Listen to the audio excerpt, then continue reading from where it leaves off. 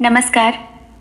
प्रस्तुत है मुंशी प्रेमचंद जी के द्वारा लिखी हुई कहानी बहिष्कार। पंडित ज्ञानचंद ने गोविंदी की ओर सतृष्ण नेत्रों से देखकर कहा, मुझे ऐसे निर्दयी प्राणियों से जरा भी सहानुभूति नहीं है। इस बर्बरता की भी कोई हद है। जिसके साथ 3 वर्ष तक जीवन के सुख भोगे, उसे एक जरा सी बात पर घर से निकाल दिया। गोविंदी ने आंखें नीचे करके पूछा, आखिर बात क्या हुई थी? ज्ञान, कुछ भी नहीं। ऐसी बातों में कोई बात होती है? शिकायत है कि कालिंदी जबान की तेज है। 3 साल तक जबान की तेज न थी, आज जबान की तेज हो गई। कुछ नहीं, कोई दूसरी चिड़िया नजर आ गई होगी। उसके लिए पिंजरे को खाली करना आवश्यक था। बस यही शिकायत निकल आई। मेरा बस चले तो ऐसे दुष्टों को गोली मार दूं। मुझे तो कई बार कालिंदी से बातचीत करने का अवसर मिला है। मैंने तो ऐसी हंसमुख दूसरी देखी ही नहीं। गोविंदी, तुमने सोमदत्त को समझाया नहीं? ज्ञान, ऐसे लोग समझाने से नहीं मानते। यह लात का आदमी है, बातों की उसे क्या परवाह। मेरा तो यह विचार है कि जिसके साथ एक बार संबंध हो गया, फिर चाहे वह अच्छी हो या बुरी, उसके साथ जीवन भर निर्वाह करना चाहिए। मैं तो कहता हूं कि अगर स्त्री में कुछ दोष निकल भी आए तो क्षमा से काम लेना चाहिए। गोविंदी ने कातर नेत्रों से देखकर कहा, ऐसे आदमी तो बहुत कम होते हैं। ज्ञान, समझ में नहीं आता। जिसके साथ इतने दिन हंसे बोले, जिसके प्रेम की स्मृतियां हृदय के एक एक अणु में समाई हुई है, उसे दर दर ठोकरें खाने को कैसे छोड़ दिया? कम से कम इतना तो करना चाहिए था कि उसे किसी सुरक्षित स्थान पर पहुंचा देते और उसके निर्वाह का कोई प्रबंध कर देते। निर्दयी ने इस तरह घर से निकाला जैसे कोई कुत्ते को निकाले। बेचारी गांव के बाहर बैठी रो रही है। कौन कह सकता है कहां जाएगी? शायद मायके में भी कोई नहीं रहा। सोमदत्त के डर के मारे गांव का कोई भी आदमी उसके पास नहीं आता। ऐसे बग्गड़ का क्या ठिकाना? जो आदमी स्त्री का न हुआ, वह दूसरे का क्या होगा? उसकी दशा देखकर मेरी आंखों में तो आंसू भर आए। जी मैं तो आया कहूं, बहन तुम मेरे घर चलो, मगर तब तो सोमदत्त मेरे प्राणों का ग्राहक हो जाता। गोविंदी, तुम जरा एक बार फिर समझाओ ना। अगर वह किसी तरह न माने तो कालिंदी को लेते आना। ज्ञान, जाऊं? गोविंदी, हाँ अवश्य जाओ, मगर सोमदत्त अगर कुछ खरी खोटी कहे भी तो सुन लेना। ज्ञानचंद ने गोविंदी को गले लगाकर कहा, तुम्हारे हृदय में बड़ी दया है गोविंदी। लो जाता हूं। अगर सोमदत्त न माना तो कालिंदी को ही लेता आऊंगा। अभी बहुत दूर भी न गई होगी। 3 वर्ष बीत गए। गोविंदी एक बच्चे की मां हो गई। कालिंदी अभी तक इसी घर में है। उसके पति ने दूसरा विवाह कर लिया। गोविंदी और कालिंदी में बहनों का सा प्रेम है। गोविंदी सदैव उसकी दिलजोई करती रहती है। वह इसकी कल्पना भी नहीं करती कि वह कोई गैर है और मेरी रोटियों पर पड़ी हुई है। लेकिन सोमदत्त को कालिंदी का यहां रहना एक आंख नहीं भाता। वह कोई कानूनी कार्यवाही करने की तो हिम्मत नहीं रखता, और इस परिस्थिति में वह कर ही क्या सकता है। लेकिन ज्ञानचंद का सिर नीचा करने के लिए अवसर अवश्य खोजता रहता है। संध्या का समय था। ग्रीष्म की उष्ण वायु अभी तक बिल्कुल शांत नहीं हुई थी। गोविंदी गंगा जल भरने गई थी और जल तट की शीतल निर्जनता का आनंद उठा रही थी। सहसा उसे सोमदत्त आता हुआ दिखाई दिया। गोविंदी ने आंचल से मुंह छिपा लिया और कलसा लेकर चलने को ही थी कि सोमदत्त ने सामने आकर कहा, जरा ठहरो गोविंदी, तुमसे एक बात कहनी थी। तुमसे कहूं या ज्ञान से कह दूं? गोविंदी ने धीरे से कहा, उन्हीं से कह दीजिए। सोम जी, तो मेरा भी यही चाहता है, लेकिन तुम्हारी दीनता पर दया आ जाती है। मैं जिस दिन ज्ञानचंद से यह बात कह दूंगा तो तुम्हें घर से ही निकलना पड़ेगा। मैंने सारी बातों का पता लगा लिया है। तुम्हारा बाप कौन था, तुम्हारी माँ की क्या दशा हुई थी, यह सारी कथा जानता हूं। क्या तुम समझती हो कि ज्ञानचंद यह कथा सुनकर तुम्हें अपने घर में रखेगा? उसके विचार कितने ही स्वाधीन क्यों न हो, पर जीती मक्खी नहीं निगल सकता। गोविंदी ने थर थर कांपते हुए कहा। जब आप सारी बातें जानते हैं तो मैं क्या कहूं? आप जैसा उचित समझे करें, लेकिन मैंने तो आपके साथ कभी कोई बुराई नहीं की। सोम, तुम लोगों ने गांव में मुझे कहीं मुंह दिखाने योग्य नहीं रखा, तो इस पर कहती हो कि मैंने आपके साथ कोई बुराई नहीं की। 3 साल से कालिंदी को आश्रय देकर मेरी आत्मा को जो कष्ट पहुंचाया है वह मैं ही जानता हूं। 3 साल से मैं इसी फिक्र में था कि कैसे अपने इस अपमान का दंड दूं। वह अवसर पाकर उसे इसी तरह नहीं छोड़ सकता। गोविंदी, अगर आपकी यही इच्छा है कि मैं यहां न रहूं तो मैं चली जाऊंगी, आज ही चली जाऊंगी। लेकिन आप उनसे कुछ न कहिए, मैं आपके पैरों पड़ती हूं। सोम, कहां चली जाओगी?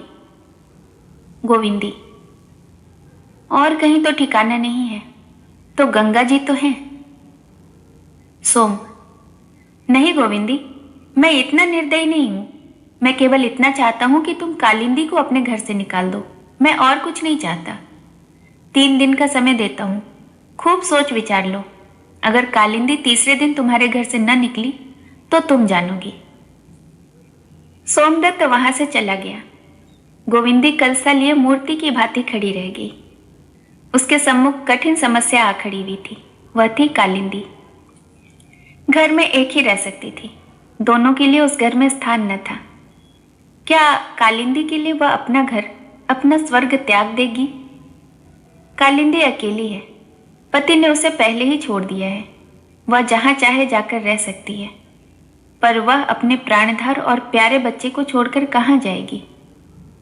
लेकिन कालिंदी से वह क्या कहेगी, जिसके साथ इतने दिनों तक बहनों की भांति रही? उसे क्या वह अपने घर से निकाल देगी? उसका बच्चा कालिंदी से कितना हिला हुआ था, कालिंदी उसे कितना चाहती थी। क्या उस परित्यक्ता दीना को वह अपने घर से निकाल देगी? इसके सिवाय और उपाय ही क्या था? उसका जीवन अब एक स्वार्थी, दंभी व्यक्ति की दया पर अवलंबित था। क्या अपने पति के प्रेम पर वह भरोसा कर सकती थी?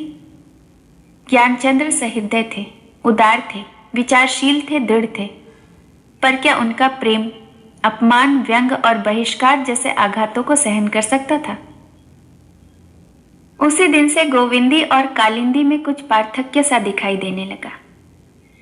दोनों अब बहुत कम साथ बैठती। कालिंदी पुकारती, बहन आकर खाना खा लो।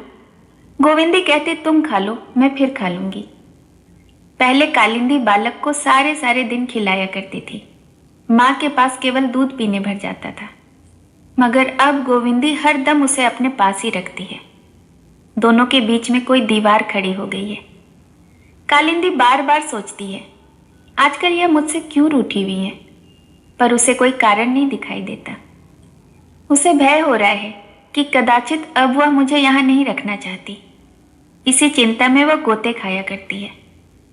किंतु गोविंदी भी उससे कम चिंतित नहीं है। कालिंदी से वह स्नेह तोड़ना चाहती है, पर उसकी म्लान मूर्ति देखकर उसके हृदय के टुकड़े हुए जाते हैं। उससे कुछ कह नहीं सकती, अवहेलना के शब्द मुंह से नहीं निकलते। कदाचित उसे घर से जाते देखकर वह रो पड़ेगी और जबरदस्ती रोक भी लेगी। इसी हैस बैस में 3 दिन गुजर गए। कालिंदी घर से न निकली। तीसरे दिन संध्या समय सोमदत्त नदी के तट पर बड़ी देर तक खड़ा रहा। अंत में चारों ओर अंधेरा छा गया। फिर भी पीछे फिर फिर कर जल तट की ओर देखता जाता था। रात के 10 बज गए हैं। अभी तक ज्ञानचंद घर नहीं आए। गोविंदी घबरा रही है। उन्हें इतनी देर तो कभी नहीं होती थी। आज इतनी देर कहाँ लगा रहे हैं? शंका से उसका हृदय कांप रहा है। सहसा मर्दाने कमरे के द्वार खुलने की आवाज आई। गोविंदी दौड़ी हुई बैठक में आई, लेकिन पति का मुख देखते ही उसकी सारी देह शिथिल पड़ गई। उस मुख पर हास्य था, पर उस हास्य में भाग्य तिरस्कार झलक रहा था। विधिवाम ने ऐसे सीधे साधे मनुष्य को भी अपनी क्रीड़ा कौशल के लिए चुन लिया। क्या वह रहस्य रोने के योग्य था? रहस्य रोने की वस्तु नहीं है, हंसने की वस्तु है। ज्ञानचंद ने गोविंदी की ओर नहीं देखा। कपड़े उतारकर सावधानी से अलगनी पर रखे जूता उतारा, फर्श पर बैठकर एक पुस्तक के पन्ने उलटने लगा। गोविंदी ने डरते डरते कहा, आज इतनी देर कहाँ की? भोजन ठंडा हो रहा है। ज्ञानचंद ने फर्श की ओर ताकते हुए कहा, तुम लोग भोजन कर लो, मैं एक मित्र के घर खाकर आया हूं। गोविंदी इसका आशय समझ गई। एक क्षण के बाद फिर बोली, चलो थोड़ा सा ही खा लो। ज्ञान, अब बिल्कुल भूख नहीं है। गोविंदी, तो मैं भी जाकर सो रहती हूं। ज्ञानचंद ने गोविंदी की ओर देखकर कहा, क्यों? तुम क्यों नहीं खाओगी? वह कुछ और न कह सकी, गला भर आया। ज्ञानचंद ने समीप आकर कहा, मैं सच कहता हूं गोविंदी, एक मित्र के घर भोजन करके आया हूं, तुम जाकर खा लो। गोविंदी पलंग पर पड़ी हुई चिंता, नैराश्य और विषाद के अपार सागर में गोते खा रही थी। यदि कालिंदी का उसने बहिष्कार कर दिया होता तो आज उसे इस विपत्ति का सामना न करना पड़ता, किंतु यह अमानुषिक व्यवहार उसके लिए असाध्य था और इस दशा में भी उसे इसका दुख न था। ज्ञानचंद की ओर से यूं तिरस्कृत होने का भी उसे दुख न था। जो ज्ञानचंद नित्य धर्म और सज्जनता की डींगे मारा करता था, वही आज इसका इतनी निर्दयता से बहिष्कार करता हुआ जान पड़ता था। पर उसे उसका लेश मात्र भी दुख, क्रोध या द्वेष न था। उसके मन को केवल एक ही भावना आंदोलित कर रही थी, वह अब इस घर में कैसे रह सकती है। अब तक वह इस घर की स्वामिनी थी, इसीलिए न कि वह अपने पति के प्रेम की स्वामिनी थी, पर अब वह प्रेम से वंचित हो गई थी। अब इस घर पर उसका क्या अधिकार था? वह अब अपने पति को मुंह ही कैसे दिखा सकती थी? वह जानती थी ज्ञानचंद अपने मुंह से उसके विरुद्ध एक शब्द भी न निकालेंगे, पर उसके विषय में ऐसी बातें जानकर क्या वह उससे प्रेम कर सकते थे? कदापि नहीं। इस वक्त जाने क्या समझकर चुप रहे। सवेरे तूफान उठेगा। हम कितने ही विचारशील क्यों न हो, पर अपने समाज से निकल जाना किसे पसंद है? स्त्रियों के संसार में कमी नहीं है, मेरी जगह हजारों मिल जाएंगी, मेरी किसी को क्या परवाह। अब यहां रहना बेहयाई है। आखिर कोई लाठी मारकर थोड़े ही निकाल देगा।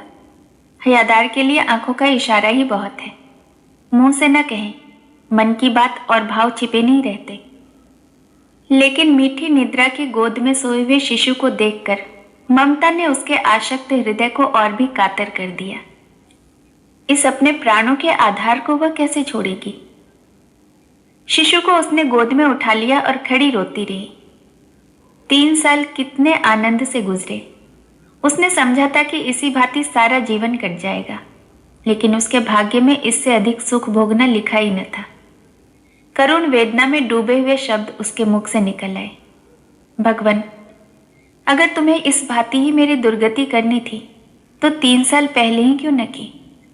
उस वक्त यदि तुमने मेरे जीवन का अंत कर दिया होता तो मैं तुम्हें धन्यवाद देती। 3 साल तक सौभाग्य के सुरम्य उद्यान में सौरभ, समीर और माधुर्य का आनंद उठाने के बाद उस उद्यान को ही उजाड़ दिया। हाँ, जिन पौधों को उसने अपने प्रेम जल से सींचा था, वे अब निर्मम दुर्भाग्य के पैरों तले कितनी निष्ठुरता से कुचले जा रहे थे। ज्ञानचंद के शील और स्नेह का स्मरण आया तो वह रो पड़ी। मृदु स्मृतियां आ आकर हृदय को महसूसने लगी।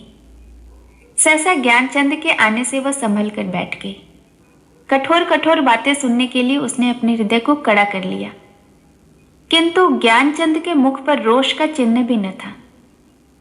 उन्होंने आश्चर्य से पूछा, क्या तुम अभी तक सोई नहीं? जानती हो क्या बजे हैं? 12 के ऊपर हैं। गोविंदे ने सहमते हुए कहा, तुम भी तो अभी तक नहीं सोई। ज्ञान, मैं न सोऊं तो तुम भी न सोओ, मैं न खाऊं तो तुम भी न खाओ, मैं बीमार पड़ूं तो तुम भी बीमार पड़ो। यह क्यों? मैं तो एक जन्मपत्री बना रहा था, कल देनी होगी। तुम क्या करती रही, बोलो। इन शब्दों में कितना सरल स्नेह था। क्या तिरस्कार के भाव इतने ललित शब्दों में प्रकट हो सकते हैं? प्रवंचकता क्या इतनी निर्मल हो सकती है? शायद सोमदत्त ने अभी वज्र का प्रहार नहीं किया, अवकाश न मिला होगा। लेकिन ऐसा है तो आज घर इतनी देर से क्यों आए? भोजन क्यों नहीं किया? मुझसे बोले तक नहीं। आंखें लाल हो रही थीं। मेरी ओर आंखें उठाकर देखा भी नहीं। क्या यह संभव है कि इनका क्रोध शांत हो गया हो? यह संभावना की चरम सीमा से भी बाहर है। तो क्या सोमदत्त को मुझ पर दया आ गई? पत्थर पर दूब जमी? गोविंदी कुछ निश्चय न कर सकी और जिस भांति गृह सुख विहीन पथिक वृक्ष की छाह में आनंद से पांव फैलाकर सोता है, उसकी अवस्था ही उसे निश्चिंत बना देती है, उसी भांति गोविंदी मानसिक व्यग्रता में भी स्वस्थ हो गई। मुस्कुराकर स्नेह मृदुल स्वर में बोली, तुम्हारी ही तो राह देख रही थी। यह कहते कहते गोविंदी का गला भर आया। व्याध के जाल में फड़फड़ाती हुई चिड़िया क्या मीठे राग गा सकती है? ज्ञानचंद्र ने चारपाई पर बैठकर कहा, झूठी बात, रोज तो तुम अब तक सो जाया करती थी। एक सप्ताह बीत गया पर ज्ञानचंद्र ने गोविंदी से कुछ न पूछा और न उनके वर्ताव से ही उसके मनोगत भावों का कुछ परिचय मिला। अगर उनके व्यवहार में कोई नवीनता थी तो यह कि वह पहले से भी ज्यादा स्नेहशील, निर्द्वंद और प्रफुल्ल वदन हो गए थे। गोविंदी का इतना आदर और मान उन्होंने कभी नहीं किया था। उनके प्रयत्नशील रहने पर भी गोविंदी उनके मनोभावों को ताड़ रही थी और उसका चित्त प्रतिक्षण शंका से चंचल और क्षुब्ध रहता था। अब उसे इसमें लेश मात्र भी संदेह नहीं था कि सोमदत्त ने आग लगा दी है। गीली लकड़ी में पड़कर वह चिंगारी बुझ जाएगी या जंगल की सूखी पत्तियां हाहाकार करके जल उठेंगी, यह कौन जान सकता था। लेकिन इस सप्ताह के गुजरते ही अग्नि का प्रकोप होने लगा। ज्ञानचंद्र एक महाजन के मुनीम थे। उस महाजन ने कह दिया कि मेरे यहां अब आपका काम नहीं। जीविका का दूसरा साधन जजमानी है। जजमान भी अब एक एक करके उन्हें जवाब देने लगे। यहां तक कि उनके द्वार पर लोगों का आना जाना भी बंद हो गया। आग सूखी पत्तियों से जलकर अब हरे वृक्ष के चारों ओर मंडराने लगी। पर ज्ञानचंद के मुख में गोविंदी के प्रति एक भी कटु और अमृदु शब्द नहीं था। वह इस सामाजिक दंड की शायद कुछ परवाह न करते यदि दुर्भाग्यवश इसने उनकी जीविका के द्वार न बंद कर दिए होते।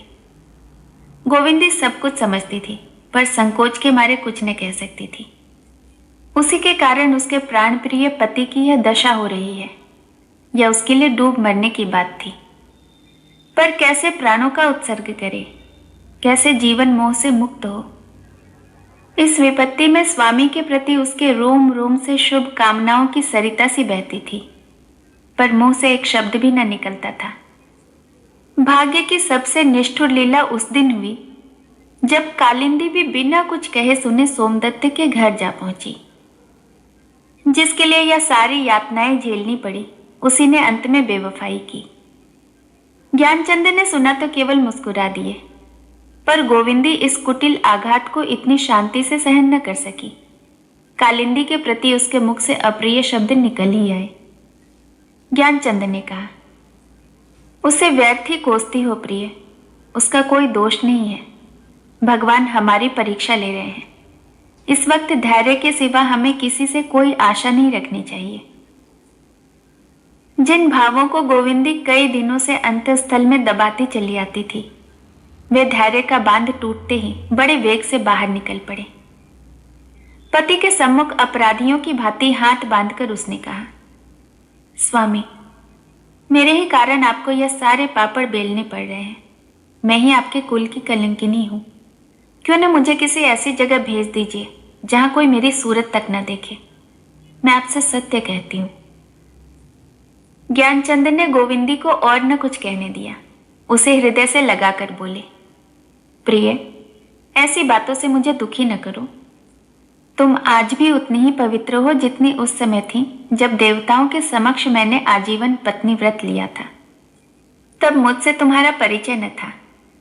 अब तो मेरी देह और आत्मा का एक एक परमाणु तुम्हारे अक्षय प्रेम से आलोकित हो रहा है। उपहास और निंदा की तो बात ही क्या है।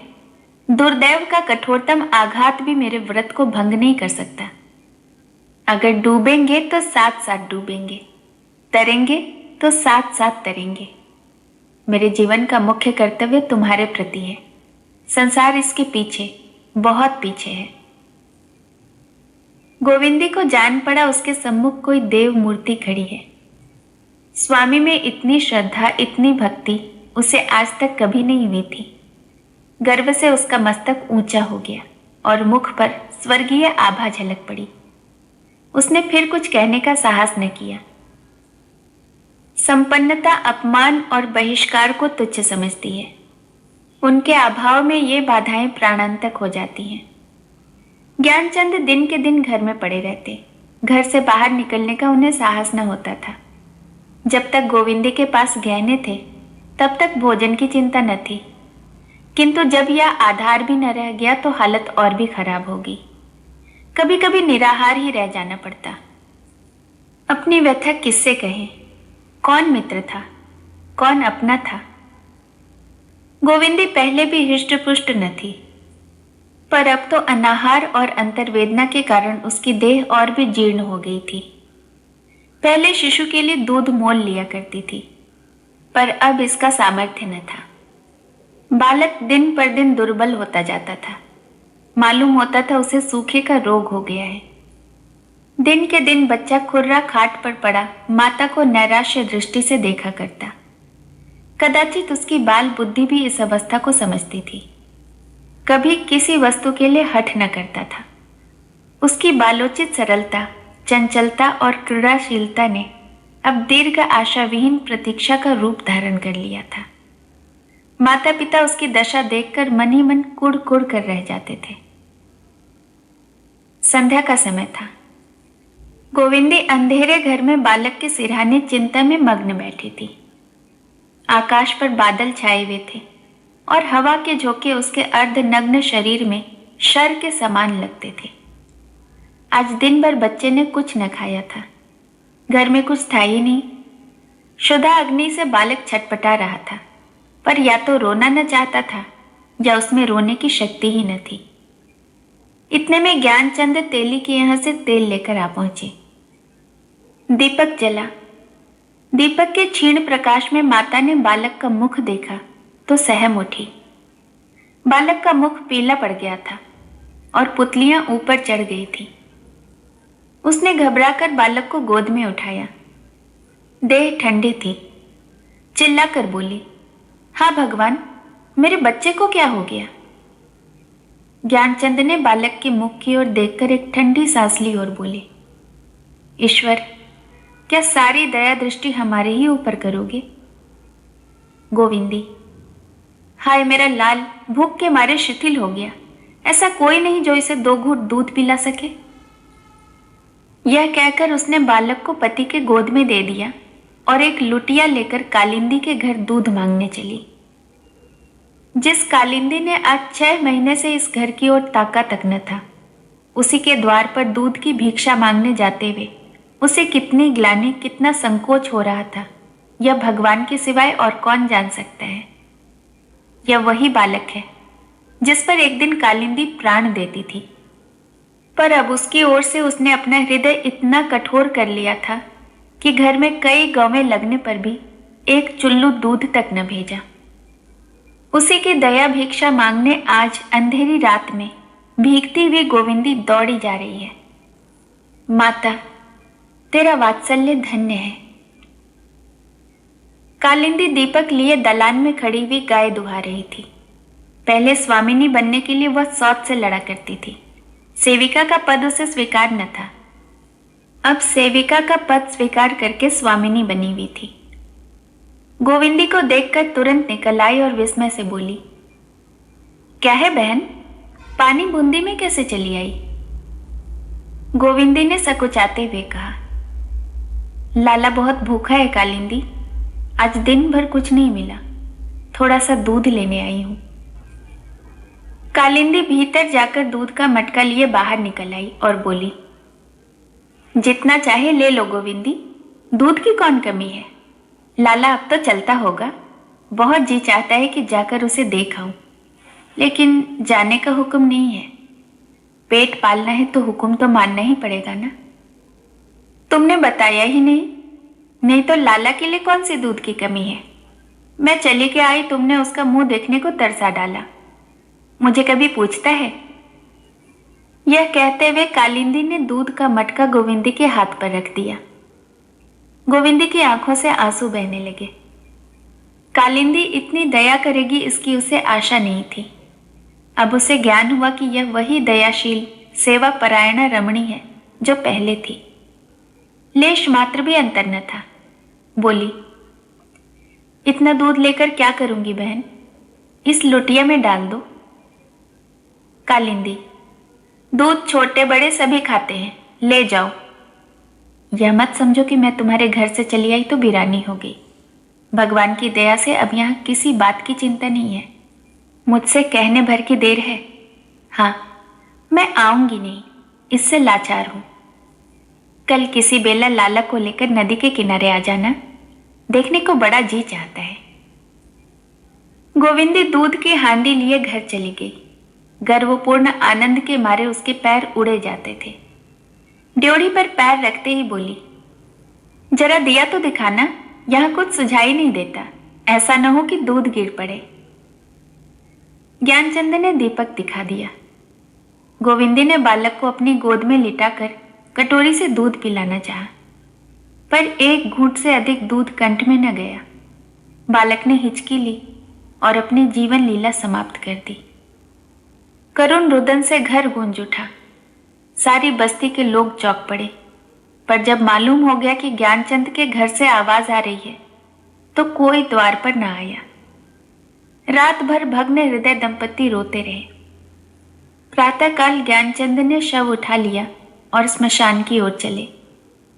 सैकड़ों आदमियों ने उन्हें जाते देखा, पर कोई समीप न आया। कुल मर्यादा संसार की सबसे उत्तम वस्तु है, उस पर प्राण तक निछावर कर दिए जाते हैं। ज्ञानचंद के हाथ से वह वस्तु निकल गई जिस पर उन्हें गौरव था।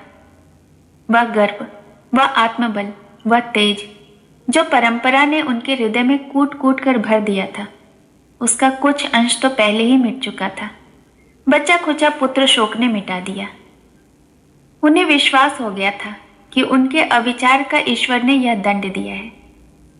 दुर्वस्था, जीर्णता और मानसिक दुर्बलता सभी इस विश्वास को दृढ़ करती थी। वह गोविंदी को अब भी निर्दोष समझते थे।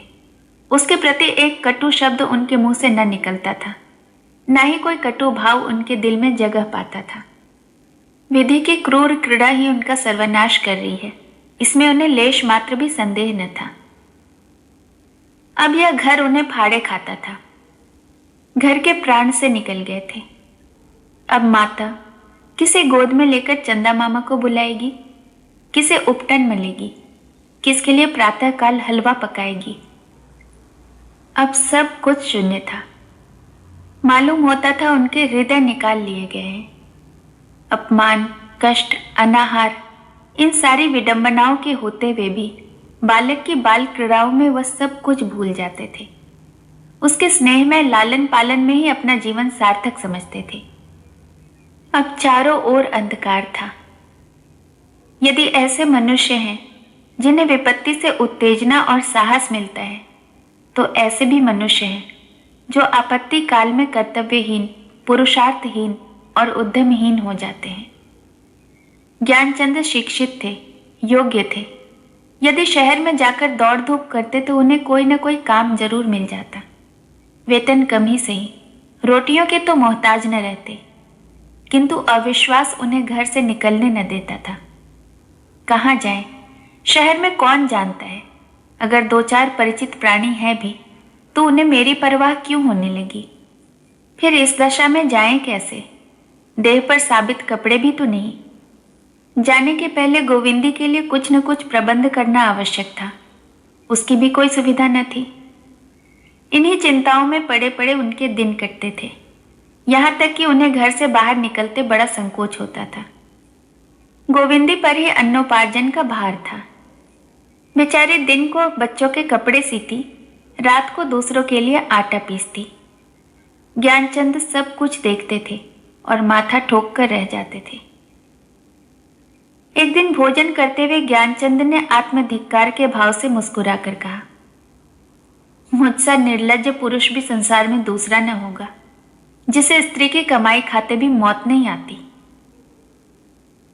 गोविंदी ने भाव सिकोड़ कर कहा, तुम्हारे पैरों पड़ती हूं, मेरे सामने ऐसी बातें न किया करो, है तो यह सब मेरे ही कारण। ज्ञान, तुमने पूर्व जन्म में कोई बड़ा पाप किया था गोविंदी, जो मुझ जैसे निकट्ठों के पाले पड़ी। मेरे जीते जी तुम विधवा हो, धिक्कार है ऐसे जीवन को। गोविंदी, तुम मेरा ही खून पियो अगर फिर इस तरह की कोई बात अपने मुंह से निकालो। तुम्हारी दासी बनकर मेरा जन्म सुफल हो गया। मैं इसे पूर्व जन्म की तपस्या का पुनीत फल ही समझती हूँ। दुख सुख किस पर नहीं आता, तुम्हें भगवान कुशल से रखे, यही मेरी अभिलाषा है। ज्ञान, भगवान तुम्हारी अभिलाषा पूर्ण करे, खूब चक्की पीसो। गोविंदी, तुम्हारी बला से चक्की पीसती हूं। ज्ञान, हाँ हाँ पीसो, मैं थोड़े ही मना करता हूं। तुम न चक्की पीसोगी तो यहां मूंछों पर ताव देकर खाएगा कौन?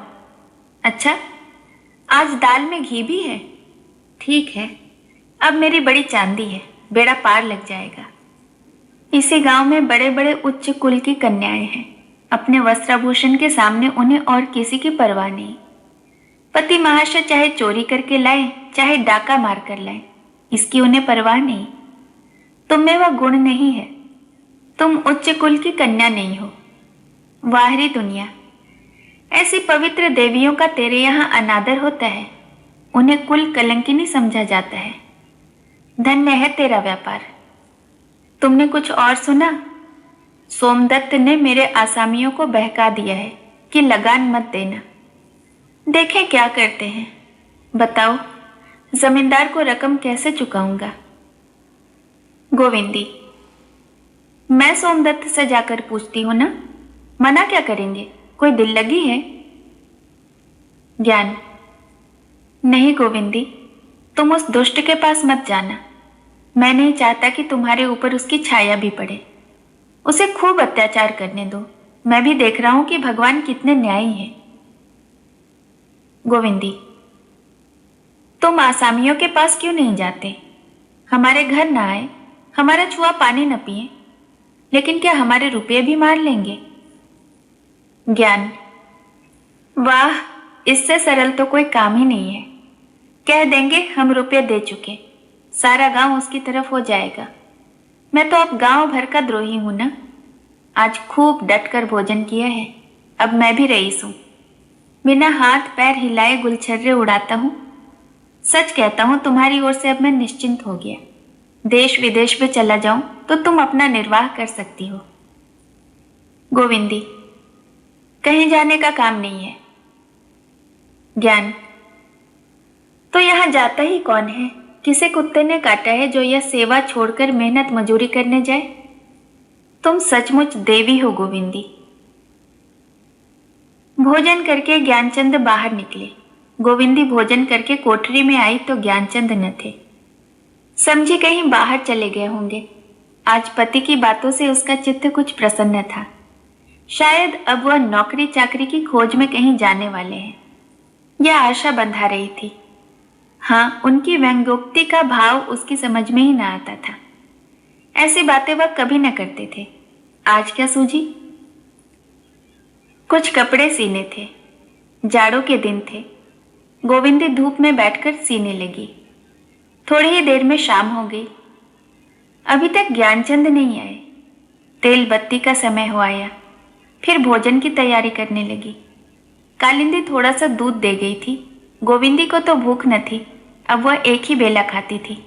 हाँ, ज्ञानचंद के लिए रोटियां सेकनी थी। सोचा दूध तो है ही, दूध रोटी खा लेंगे। भोजन बनाकर निकली ही थी कि सोमदत्त ने आंगन में आकर पूछा, कहाँ है ज्ञानू? गोविंदी, कहीं गए हैं। सोमदत्त, कपड़े पहनकर गए हैं? गोविंदी, हाँ, काली मिर्जई पहने थे। सोमदत्त, जूता भी पहने थे? गोविंदी की छाती धाड़ धाड़ करने लगी। बोली, हाँ, जूता तो पहने थे। क्यों पूछते हो? सोमदत्त ने जोर से छाती पर हाथ मारकर कहा, हाय ज्ञानू, हाय। गोविंदी घबरा कर बोली, क्या हुआ दादाजी? हाय, बताते क्यों नहीं दादाजी? सोम, अभी थाने से आ रहा हूं, वहां उनकी लाश मिली है, रेल के नीचे दब गए। हाय ज्ञानू, मुझ हत्यारे को क्यों न मौत आ गई। गोविंदी के मुंह से फिर कोई शब्द न निकला। अंतिम हाय के साथ बहुत दिनों तक तड़पता हुआ प्राण पक्षी उड़ गया। एक क्षण में गांव की कितनी ही स्त्रियां जमा हो गई। सब कहती थी देवी थी, सती थी। प्रातःकाल 2 अर्थियां गांव से निकली। एक पर रेशमी चुंदरी का कफन था, दूसरी पर रेशमी शॉल का। गांव के द्विजों में से केवल सोमदत्त साथ था। शेष गांव के नीच जाति वाले आदमी थे। सोमदत्त ने ही दाह क्रिया का प्रबंध किया था। वह रह रहकर दोनों हाथों से अपनी छाती पीटता और जोर जोर से चिल्लाता था, हाय, हाय ज्ञानू। कहानी सुनने के लिए आपका बहुत बहुत धन्यवाद। जल्द ही मिलूंगी एक नई कहानी के साथ। नमस्कार।